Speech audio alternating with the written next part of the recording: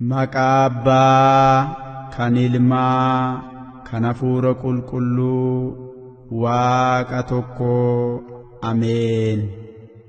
Yaa Waaqayyoo, garaa koo guutuudhaan siin galateeffadha, sittis nan gammada, maqaa kees nan faarfadha, nan jajadha. Faaruu Daawit boqonnaa 9 lakkoofsa 1.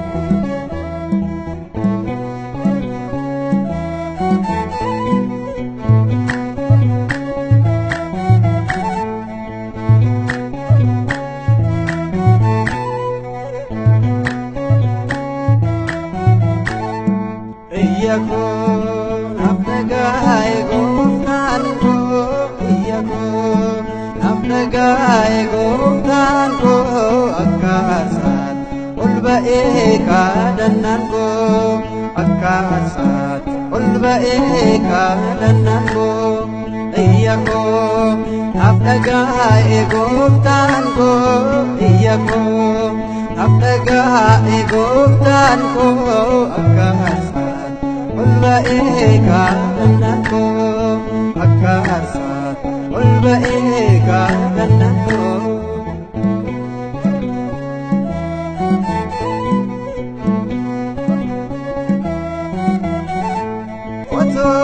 Fatina turago, oto dagatina turavichako, ufte ursinte gufta manako, manafkantahu sidakarito, iyako abdagae guftanko, iyako abdagae guftanko akasa. Ulbae kadanango akasat ulbae kadanango.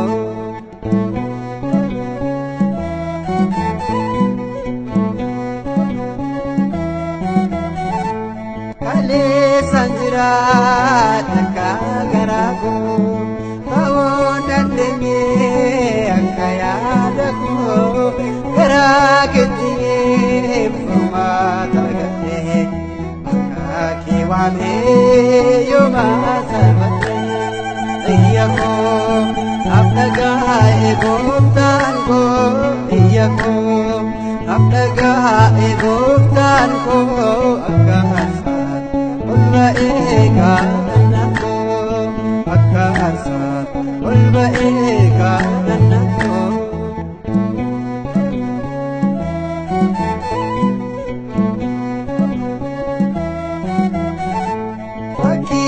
Kwarke unduna lufe esan bagate mana kendufe silan dagatu kasi tomlahe yakov tajine ekto salme iyako abdagae goftanko iyako abdagae goftanko akasa ulbae kadanango akasat ulbae kadanango.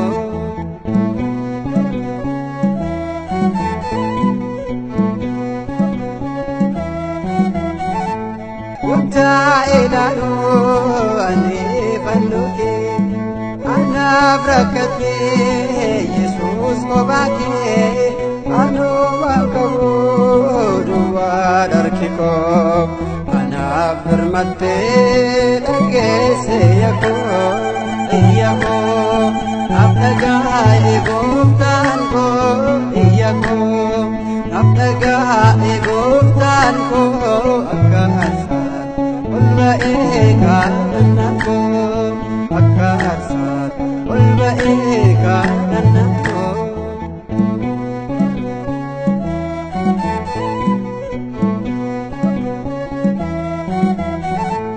Rakina barge undona nufe sando gaden mana kendufe silan dagatu kasi tolate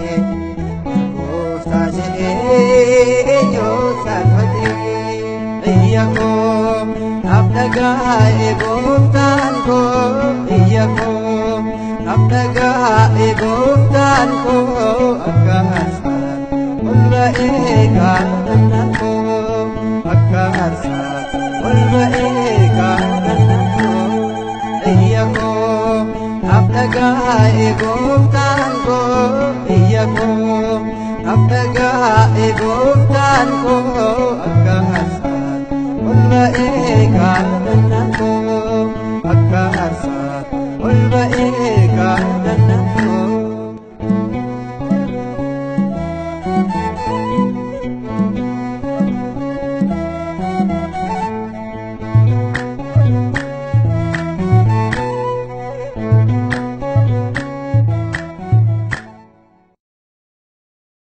Maqaa Abbaa kan Ilmaa